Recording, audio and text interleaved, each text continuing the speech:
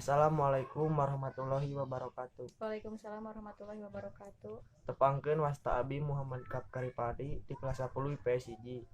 Sim kuring di dieu bade ngawawancara pun biang ngeunaan COVID-19. Nepangkeun wasta abdi Intan Pajarsari Hermawan. Abdi mamahna Muhammad Kafkari Fadi. Naon padamelan ibu teh? Ngawulang di SD Neglasari 1. Naon wae dampak COVID ka padamelan ibu teh?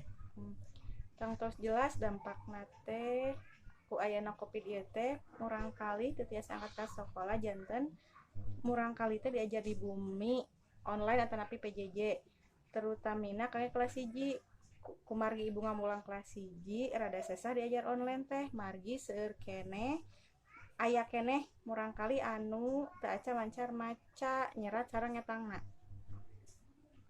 Kumaha cara ibu ngahadepan ieu COVID dina padamelan ibu? Kumargi aya keneh murang kali anu teu acan tiasa lancar maca sareng ngetang sareng nyeratna, ibu ngajar ka murang kalihna aya daring sareng aya diajarna ka bumi-bumi per kelompok atau napi nu disebatna luring luar jaringan.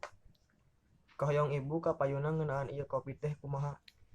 Mudah-mudahan ieu COVID-19 enggal teu aya kahirupan normal sapertos biasa deui supados diajarna di sakola deui sapertos biasa janten langkung maksimal.